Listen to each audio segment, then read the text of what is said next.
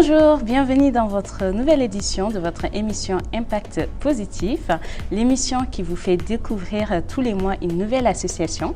Aujourd'hui, nous avons l'honneur de recevoir l'association Ensemble pour l'espoir et le développement, représentée aujourd'hui par son président, M. Wali Diawara.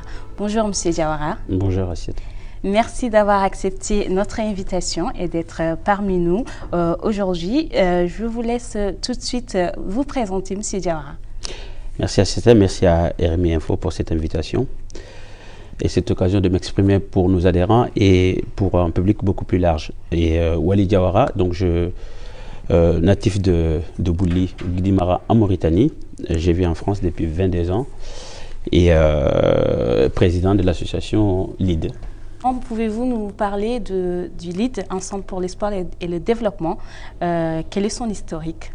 Donc, l'historique de l'association a démarré en 2015 à la suite d'un diagnostic sur la vie associative et la réalité de l'exercice de la vie associative dans nos localités pour les bénéficiaires. Il faut se poser des bonnes questions. Pourquoi chaque localité crée 10, 5, 6 associations? Un matin, on se réveille, on crée une association.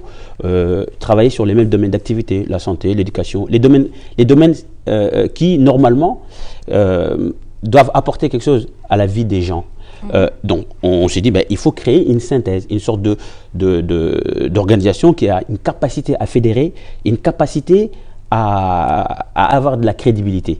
Et pour cela, il fallait réfléchir à créer quelque chose qui ne tient pas compte d'une localité, d'un village, d'un pays, d'une région, mais à l'échelle de plusieurs territoires d'intervention où on a une capacité à fédérer, une capacité à être tous ensemble, une capacité à mutualiser les moyens financiers, à mutualiser les projets, à mutualiser l'intellect. Et donc, on a décidé de créer l'association LEAD. Voilà, pour porter autrement la vie associative. La vie associative, ce n'est pas ce que nous pensons. Chez nous, les Africains, en Mauritanie, au Guidimara, on pense qu'une association, c'est comme on appelle chez nous, fédé. C'est-à-dire qu'on a grandi ensemble, on crée notre petite communauté ensemble. C'est une personne morale qui a des obligations légales, qui doit travailler. C'est un engagement individuel, c'est un engagement bénévole. Mais je le dis toujours, quand on s'engage dans la vie associative, quand on dit aux gens, on va vous aider, on va vous apporter quelque chose, on doit être exigeant vis-à-vis de soi-même. C'est-à-dire que c'est un bénévolat exigeant. On ne peut pas se dire simplement, aujourd'hui j'ai du temps, je vais essayer de travailler, je vais essayer d'apporter quelque chose. Non, on doit le faire tout le long parce qu'il y a des gens qui comptent sur vous. Voilà l'origine des LEAD, pourquoi nous avons été créés, de quelle manière nous souhaitons engager les choses. Pour vous, il faut plus se concentrer sur le but et non pas sur la personne ou les personnes qui sont à l'initiative de l'association. Surtout pas. Une organisation ne doit pas se reposer sur les hommes. Elle doit être là, et il faut penser à la continuité, il faut penser à soi. Si on veut penser à soi, je conseille à tous les gens qui font de la vie associative d'aller faire de la politique. La politique, on parle de soi. Moi, dans la vie associative, je parle de nous. Nous faisons, nous démarrons, nous réfléchissons. Mais être dans la vie associative en pensant qu'on va avoir quelque chose, on va avoir une carrière, les gens vont avoir une visibilité par affinité, c'est dangereux parce que c'est jouer avec la vie des gens. À la fois avec votre propre vie, mais aussi avec la vie des bénéficiaires. Et nous ne sommes pas engagés dans ce domaine-là. Et je le dis, au-delà même de ma personne, au-delà de la personne des gens qui pilotent, au-delà des villages, une organisation doit être au-dessus de tout ça. C'est-à-dire que c'est quelque chose qui apporte du bien et qui veut apporter du bien, qui a une stratégie, qui a une réflexion, elle doit être au-dessus de tout le monde. Et c'est aux hommes, c'est à chacun de nous de nous adapter, pas à l'organisation de s'adapter à une personne. D'accord, merci pour ces précisions. Le LEAD, aujourd'hui, il y a plusieurs secteurs d'activité ou d'intervention. Je sais que vous intervenez dans la santé, dans l'environnement. Pouvez-nous justement, dans l'éducation aussi, qui sont tous des facteurs très importants dans la vie quotidienne des populations, pouvez-vous justement nous parler de vos activités dans ces domaines-là et dans d'autres domaines aussi? Alors, la réflexion, c'est de se dire, qu'est-ce que je peux apporter aux autres? Qu'est-ce qui ne va pas dans la vie de nos populations profondément? Faire un diagnostic. Faire un diagnostic. Profondément, c'est dire, moi je suis en France, tout va bien. Tout va bien pour moi, tout va bien pour ma famille. Je peux les soigner. Si demain, mes enfants font des études, ils vont à l'école. Mais elle ne doit pas s'arrêter à ça, la vie de tout un chacun de nous. Chacun de nous a l'obligation d'apporter quelque chose à la communauté, d'apporter quelque chose à la collectivité, d'apporter quelque chose aux populations. Donc, qu'est-ce qui va pas? Globalement, quand on dit ça chez nous, on dit tout va pas. Donc, mais il y a des domaines sur lesquels on ne peut pas transiger. C'est l'éducation des enfants, c'est la santé des populations. On ne peut pas être dynamique dans la vie quotidienne. On ne peut pas être une femme mère de ses enfants qui se soucie de son ménage si on n'a pas la bonne santé. Et si on n'a pas l'espoir, c'est pas simplement de dire probablement si je tombe malade, on peut me soigner. Non. Désormais, c'est le nom de l'ID, c'est Ensemble pour l'espoir et le développement. C'est qu'ensemble, nous devons donner l'espoir à tout un chacun de dire, si tu tombes malade, ne t'inquiète pas. Les enfants, ne vous inquiétez pas. Les populations qui veulent travailler, ne vous inquiétez pas. Nous sommes là, pas nous, toute la collectivité, pas moi, Wali Diawara, pas Assiata, pas tout le monde ensemble. Nous sommes là pour porter nos problèmes tous ensemble. C'est la réflexion tirée de notre expérience en Europe. Aujourd'hui, personne n'a peur de tomber malade ici, parce qu'on se dit, je ne vais pas dépenser personnellement, parce que la collectivité, elle est là, parce qu'il y a des outils, parce qu'il y a des choses qui ont été mises en place pour nous permettre demain d'être pris en charge. De se sentir en sécurité. Et c'est exactement la réflexion de l'ID, c'est de se dire que personnellement, individuellement, ou à l'échelle d'un local, à l'échelle d'une collectivité, à l'échelle d'une mairie, ou à l'échelle d'un homme, on ne peut pas faire face à ce problème. Donc, collectivement, il faut faire face à ce problème. Quels sont ces problèmes? C'est la santé, c'est l'éducation, c'est donner l'indépendance économique à tout un chacun. Chez nous, c'est quoi? C'est l'agriculture. Toutes les femmes de chez nous, dans nos localités, ont des jardins maraîchers, font de l'agriculture. Comment les aider, comment les accompagner pour qu'elles deviennent autonomes? Le combat de la vie, c'est l'autonomie de tout un chacun. Et donc, ces éléments-là font partie de notre engagement. Et le dernier sujet, en tout cas ce que nous portons pour l'Afrique, nos projets en Afrique, parce que nous en avons aussi en France, c'est la gestion et la valorisation des déchets. On ne peut pas se développer, ça il ne faut pas se leurrer, on ne peut jamais se développer dans ce que nous vivons aujourd'hui sans traiter nos déchets, sans les gérer, sans les valoriser. On tombe malade, des maladies diarrhéiques, du paludisme, on veut soigner les gens. Mais il faut trouver les solutions pour ne pas tomber malade. Il ne faut pas dire, si tu tombes malade, on peut les soigner, mais il faut prévenir. Et gérer ces déchets fait partie exactement de l'ensemble de nos projets. Les déchets peuvent être demain un moyen de fertiliser les sols. Et nous allons faire par du compostage. Les déchets peuvent permettre demain à ce que les enfants ne tombent pas malades, puissent suivre leur parcours scolaire par le paludisme, par des maladies diarrhéiques, les inondations chez nous. Donc, il y a aussi un enjeu environnemental derrière préservation des ressources. La santé, mais oui, bien sûr. La terre aussi. Préservation de la terre, l'enrichissement de la terre. Donc tout ça, voilà des projets qu'on porte pour l'Afrique. Pour ici, quelque chose qui n'est forcément peut-être pas trop connu, depuis 5 ans, nous avons un accompagnement social ici à Aubervilliers, dans cette ville.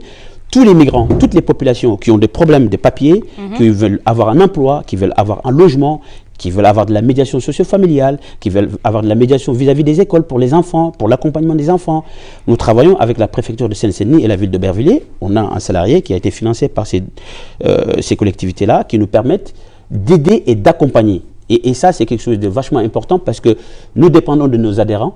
Oui. Mais ces adhérents-là, il faut qu'ils deviennent, il faut qu'ils aient quelque chose. Il faut qu'ils puissent s'insérer socialement, économiquement en France. Et c'est un engagement que nous avons pris. Nous recevons tout le monde toute la semaine, jusqu'au vendredi, samedi, voire même souvent les dimanches, pour les accompagner à avoir leur titre de séjour, avoir leur naturalisation, avoir un emploi, avoir un logement. Voilà. Et donc voilà les activités que l'ID a entrepris depuis 5 ans maintenant. Très intéressant tout ça. Vous parlez beaucoup d'engagement, mais concrètement aujourd'hui sur le terrain, qu'est-ce que vous faites au quotidien justement pour concrétiser tous ces engagements, tous ces projets, toutes ces questions qui vous tiennent à cœur? Quand je dis vous, je parle de l'association. Qu'est-ce que vous faites justement pour concrétiser tout ça?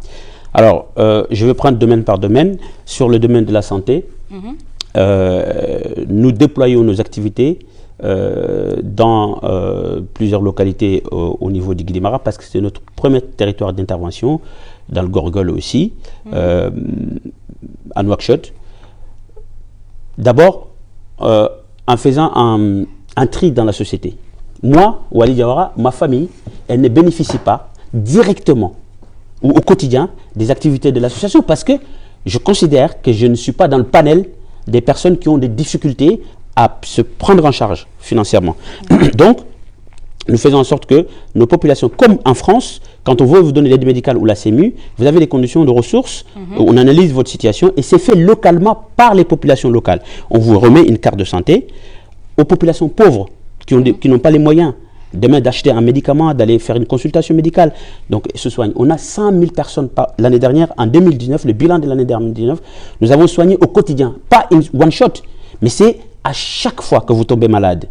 Vous allez vous soigner dans un centre de santé, vous avez une carte de santé de lead qui vous permet d'être prise en charge intégralement. Vous, vos enfants, vos femmes, vos parents. Intégralement. Donc, et ça, c'est quelque chose qui met un peu de justice sociale dans notre environnement, mais aussi, nous permettons à des femmes, l'année dernière, il y en a eu plus de 6 000 femmes qui ont été accompagnées, où on leur donne, dans chaque localité où nous sommes déployés, à partir du moment où la femme est en état de grossesse, nous lui remettons une carte de santé. Cette carte de santé permet à la femme d'être prise en charge intégralement du début de la grossesse jusqu'à la fin, pour lui permettre de ne pas avoir de problème au moment de l'accouchement. C'est-à-dire que vous allez avoir un parcours de soins qui vous permet d'avoir l'échographie gratuitement, d'avoir les médicaments qui vous permettent d'avoir votre grossesse. À l'issue de votre grossesse, nous n'attendons pas au dernier moment où on va découvrir qu'il y a un problème. Et ce jour-là, ça coûtera beaucoup plus cher ou ça coûtera la vie à l'enfant ou à la mère.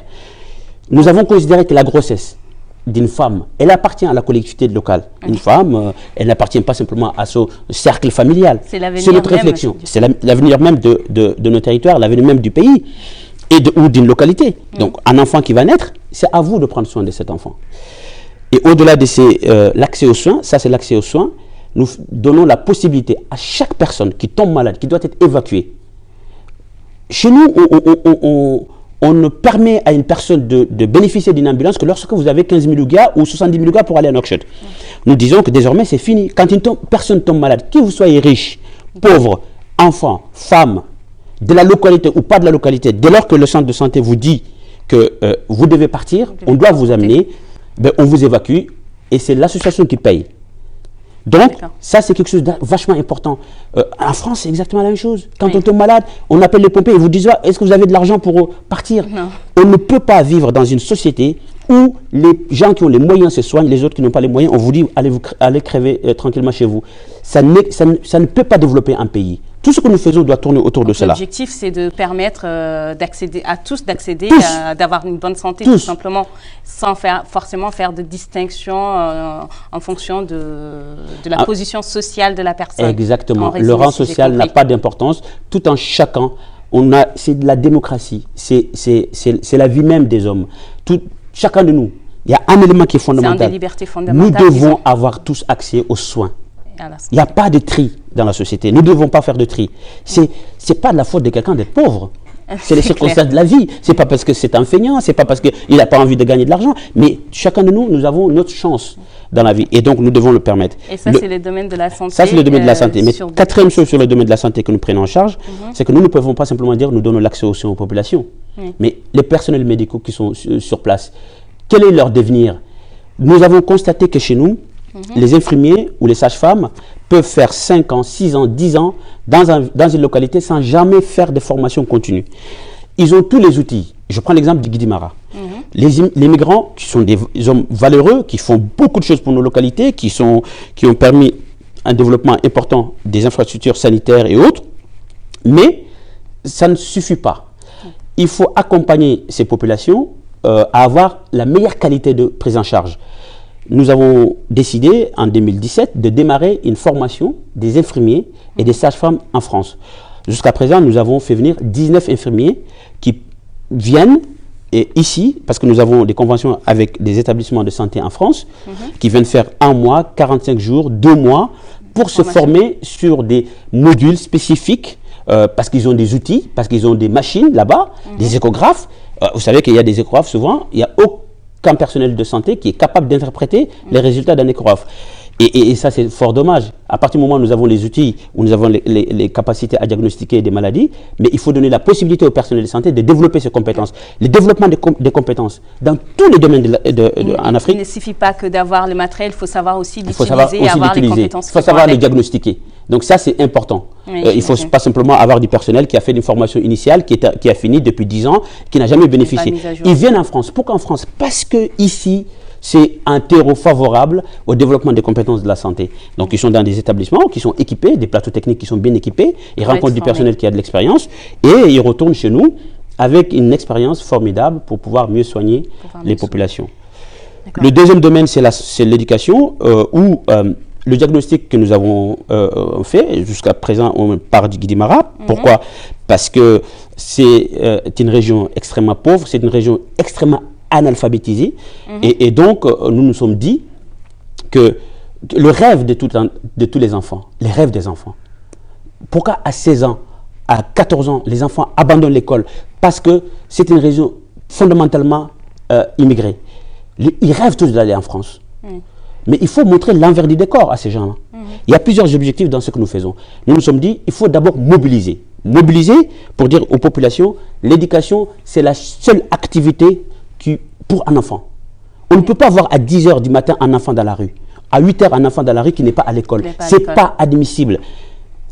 Le combat de tout un chacun de nous, c'est que mes enfants puissent demain avoir une meilleure vie.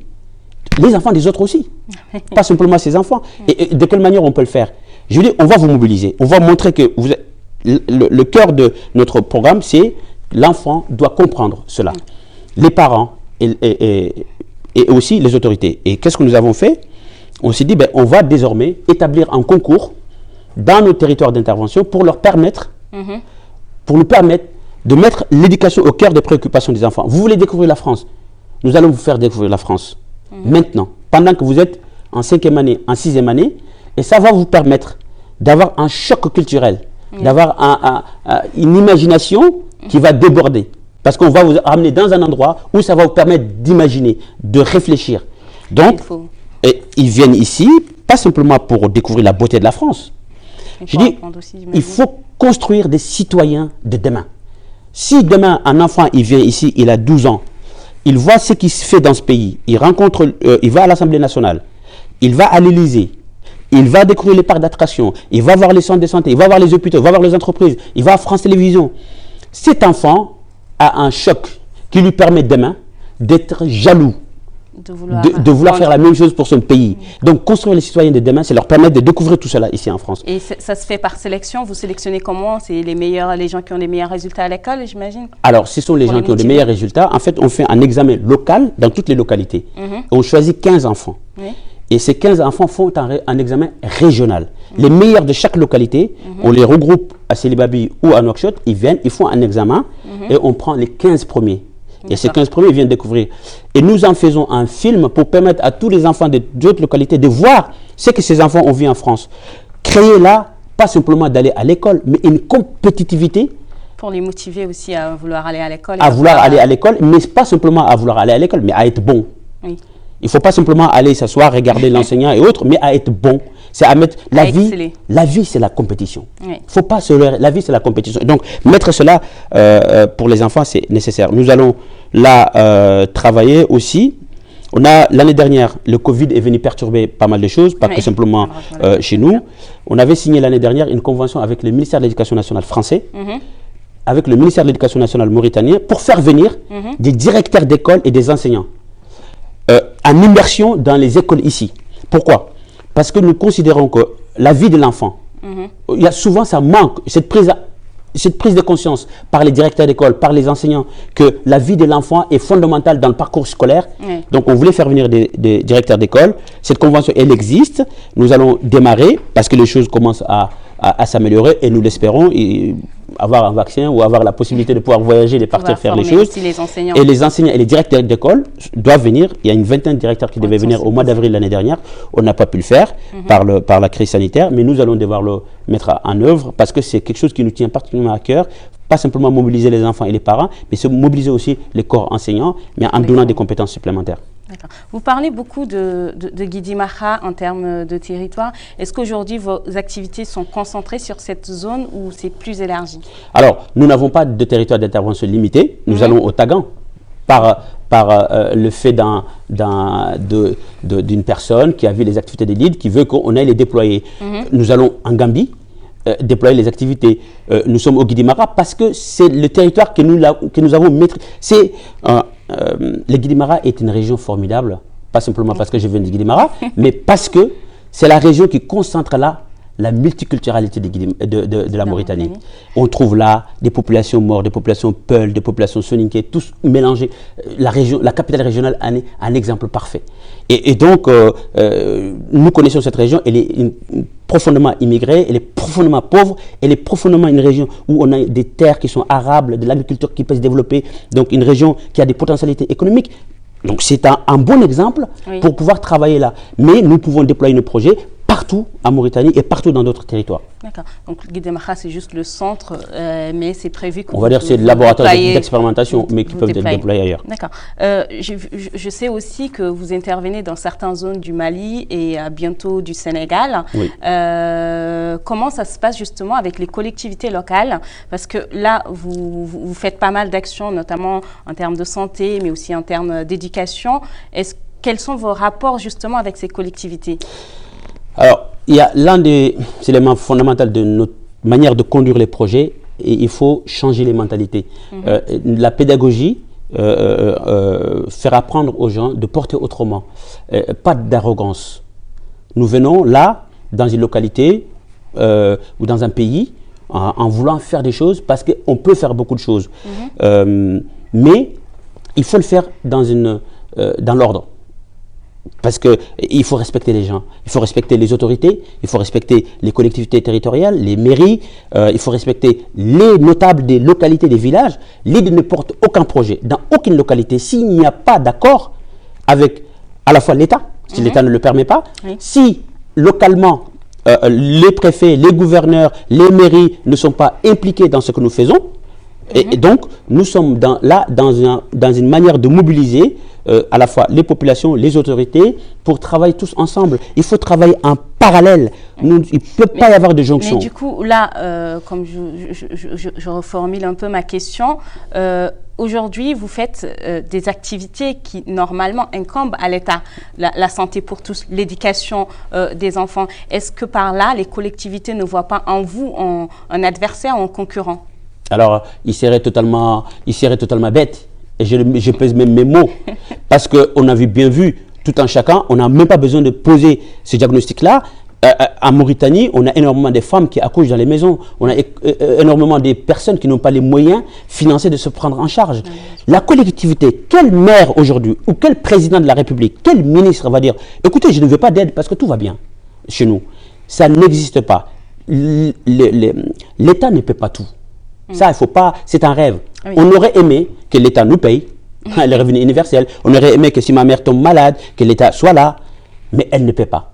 Donc, il faut que la société civile s'organise pour faire en sorte qu'en parallèle avec l'État, nous conduisons les choses ensemble. Nous ne sommes pas l'adversaire de l'État, nous ne sommes pas l'adversaire d'une association, nous ne sommes pas l'adversaire. La seule chose qui compte pour moi, c'est que la femme enceinte qui a besoin de nous, elle doit être prise en charge. Peu importe, elle s'en fout des discussions de bas étage. Qui doit me prendre en charge comment? Elle doit être prise en charge. Elle sait qu'elle va être prise en charge. Elle doit être prise en charge et doit avoir cet espoir de se dire, peu importe ma situation, peu importe qui je suis, peu importe qui c'est. Désormais, si je tombe enceinte, pour mes enfants, je peux être prise en charge. Et c'est ça qui compte. Pas simplement de dire, non, moi je suis une collectivité, c'est mon domaine régalien, c'est mon domaine de ceci. Non, ça ne marche pas comme ça. Et ça marche dans un travail en commun. Il faut impliquer tout un chacun. Moi, je ne peux pas venir en Mauritanie pour dire, je suis mauritanien. Je m'en fous du ministre de la Santé, je m'en fous du ministre du Développement rural. Non, je dois travailler avec ces gens-là dans une bonne entente, sans pour autant avoir une jonction qui soit pas favorable à tout ce que nous faisons. Et est-ce qu'il n'y a pas là derrière, parce que souvent on voit ça aussi, on confond justement entre les associations et les politiques, et souvent surtout quand on fait certaines actions, les politiques ont tendance à penser qu'on veut se substituer à leur rôle. Alors moi je les rassure, hein. Ma vie va très très bien. Je ne ferai jamais. Et je l'ai dit, on me pose cette question à chaque fois. Wally, l'association, c'est un tremplin pour faire de la politique. C'est pour les autres.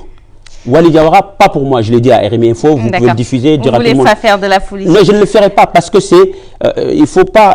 il faut travailler en parallèle. Chacun a son domaine d'activité. Moi, je pense que c'est important. La politique, j'ai ma sensibilité politique, j'ai mes idées politiques. Mais ça ne fait pas partie de l'association. Mais ça ne fait pas partie de l'association. Et personne n'en fera partie, ces éléments-là de l'association. Alors, tous ces projets-là vont nécessiter forcément du financement. Aujourd'hui, comment vous arrivez à financer les projets que vous menez? Alors, c'est la volonté de nos adhérents, parce que ce que nous avons fait, c'est que le malheur de l'Afrique, c'est que nous sommes incapables, nous, en pensant toujours que nous sommes incapables. Nous sommes toujours incapables. Toujours, nous ne pouvons pas, nous. On vient de faire la démonstration. L'ID, c'est la démonstration de dire que nous sommes capables. Mais comment l'ID, cette capacité, elle se manifeste comment? Comment l'ID finance? Elle se manifeste par la réalité des projets. Vous voyez que je suis dans votre localité et que dans cette localité, je vous explique 2 minutes, notre modèle économique. Dans cette localité, ça suffit de dire je pars en France chercher l'argent pour vous ramener. Mais je suis qui pour vous dire ça? Ça suffit de dire il nous faut des financements par les organisations internationales, par des collectivités territoriales, par l'État. Mais attendez, nous, c'est une complémentarité d'aller chercher ailleurs. Oui. Mais c'est d'abord vous, en tant que citoyen, de mettre votre main dans la poche. Dans chaque localité où nous sommes déployés, ce sont les populations qui cotisent. Chacun sort l'argent en disant j'ai 200 ouguias, j'ai 100 ouguias, j'ai 1000 francs, je le mets dans la caisse commune et c'est géré par la localité, par un comité de pilotage contrôlé et accompagné par l'association. Donc c'est les populations elles-mêmes qui financent. Bien sûr, le développement sans l'implication de la population, c'est mortifère, ça n'existe pas. Et donc, notre modèle économique, c'est bien sûr de dire aux adhérents, c'est vous qui financez. Et vous financez vos propres problèmes. Et vous, non seulement vous les financez, mais vous les portez, vous les travaillez. Mais nous, derrière, on va chercher des subventions. On vient d'avoir un gros lot de la mairie de Paris pour financer la gestion des déchets dans les localités en Mauritanie. Et donc ça, c'est pourquoi? Parce qu'ils ont vu ce que nous faisons. Vous faites déjà des choses à votre niveau. Évidemment. Et vous n'attendez pas forcement tous des financements extérieurs. Si on attend ça, on est. Et quelles sont les conditions aujourd'hui pour devenir membre du LEAD? Alors, malheureusement, aujourd'hui, l'application n'est pas sortie, mais le 17 octobre, on aura une application qui va sortir, qui sera téléchargeable sur toutes les plateformes, Android et autres, qui permet à tout un chacun de voir les activités au quotidien de l'association et de pouvoir adhérer directement. Que vous soyez en Mauritanie, dans un village, ou au Sénégal, aux États-Unis, en France, vous avez la capacité d'adhérer. Mais aujourd'hui, on a notre plateforme sur Facebook où vous pouvez chercher LEAD et adhérer, avoir nos contacts. Est-ce qu'il y a des conditions? Il n'y a aucune condition. Vous adhérez. Vous payez à la hauteur de vos moyens. Vous avez la capacité de payer 1 euro par mois, vous payez 1 euro par mois. 5 euros par mois, vous payez 5 euros par mois. 1000 euros, il y a des gens qui nous financent jusqu'à 500 euros par mois. C'est la capacité de tout un chacun de venir et d'apporter quelque chose à son pays. Et quelles sont les conditions pour justement bénéficier des activités du LEAD? Est-ce qu'il faut que la personne soit déjà adhérente ou Alors là, non, le pire même, c'est pour les gens qui sont adhérents. Personne. En fait, la réflexion, elle se pose d'une autre manière. Je prends l'exemple de la prise en charge sanitaire. Tout le monde, potentiellement, est bénéficiaire. Quand vous êtes dans une localité où l'ID déploie ses activités, une femme enceinte, c'est une femme qui peut être chez vous, chez moi, ma femme, mes enfants, ma soeur et autres. Donc, bénéficie directement de la prise en charge maternelle. Et quelles sont les conditions? C'est des conditions de revenu? Zéro. Aucun revenu. Toute femme dans laquelle nous sommes dans la localité, toute femme a le droit de bénéficier de la prise en charge. Toute personne pauvre qui n'a pas les moyens de financer ses propres soins, on lui remet une carte. Donc, potentiellement, beaucoup de monde. L'évacuation sanitaire, que vous soyez un patron riche ou pas riche, vous bénéficiez de la prise en charge. Ça, c'est la partie santé. Donc, ce qui veut dire potentiellement, tout un chacun de nous peut bénéficier des services de LEAD. Mais ce n'est pas parce que je suis adhérent. Dans les localités, moi je suis adhérent, mais ma famille ne bénéficie pas des activités parce qu'elle n'a pas forcément la nécessité souvent, si mon père est malade, je leur dis, vous transportez mon père ou je paye mes médicaments. Donc si je n'ai pas les moyens, je vais voir le bureau de LEAD. Toc toc, je n'ai pas les moyens. Est-ce que vous pouvez m'aider? Ok, l'ordonnance, on paye, on va voir. Mais en réalité, ce n'est pas parce que vous cotisez tous les mois que vous avez droit à telle ou telle chose. Vous cotisez d'abord pour aider, pour accompagner. Oui. Mais si demain ça tombe sur vous, ça tombe sur vous, vous êtes accompagné, vous êtes aidé. Il n'y a pas simplement... C'est une solidarité. C'est créer une sorte de solidarité, mais qui n'est pas ciblée sur soi. Quels sont les prochains événements ou les prochains grands projets que vous prévoyez? Alors, le prochain grand projet qui me tient particulièrement à cœur, où je vais m'engager personnellement, il y en a 2.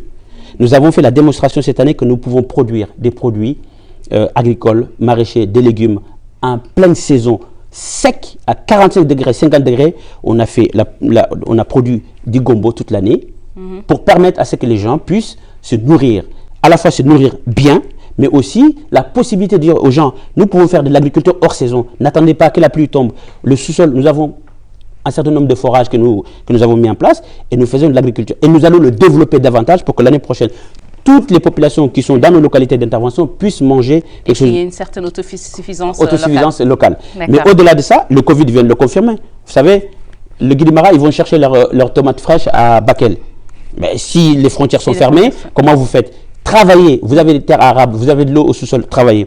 Le deuxième projet qui me tient à cœur, c'est la gestion des déchets. Ça, c'est un nouveau projet que nous sommes en train de déployer dans les prochains jours, parce que je vais partir et je vais le conduire moi-même sur le terrain pour rendre les villages propres, pour faire disparaître pas simplement le paludisme, mais un certain nombre de maladies, parce que moi, je suis tombé malade l'année dernière et c'est uniquement lié à la mauvaise gestion des déchets, parce que c'est sale, parce que les moustiques sont, sont là. Et donc, il faut travailler pour ces types de projets. Et le prochain événement que nous allons faire, ça sera le 25, le 26 et le 27 novembre dans la localité de Tachot. Nous allons réunir plus de 10 000 personnes, l'État, tous nos partenaires. Nous partons avec des médecins. Nous allons regrouper des médecins là-bas pour essayer de donner... on appelle ça le Forum international du développement solidaire de l'association de l'ID. Et permet de regrouper, c'est de faire le diagnostic annuel avec l'État, avec les populations, avec nous-mêmes, devant toutes les populations pour leur dire, travaillons ensemble, voilà ce que nous allons faire, voilà ce que nous allons faire demain, pour les impliquer davantage à leur propre développement. Quel est votre mot de la fin? Je vous remercie d'abord parce que vous me permettez de m'exprimer devant nos adhérents et d'être pédagogue, d'expliquer ce que nous faisons, de les impliquer davantage dans ce que nous faisons. Donc ça, c'est votre travail et je vous remercie. Je dis à la jeunesse et surtout, je dis aux enfants, aux personnes qui sont en difficulté, aux personnes pauvres, que leur vie compte. C'est pas des personnes reléguées au second plan. Et c'est mon combat. Mon combat, c'est d'aider tout un chacun de nous pour faire en sorte que, avec l'association, qu'on puisse arriver à donner de l'espoir à tout un chacun. Et ayez de l'espoir. Dans le pessimisme, nous n'avançons pas. Comme le nom de l'association. Comme le nom de l'association. Voilà, c'est sur ces mots, l'espoir, que notre émission prend fin. Nous remercions Wali Diawara d'être là aujourd'hui et de nous avoir parlé de son association, le LEAD. Donc, nous vous mettrons bien sûr les coordonnées pour pouvoir adhérer à cette association. Quant à moi, je vous donne rendez-vous très prochainement pour un nouveau numéro de votre émission Impact Food.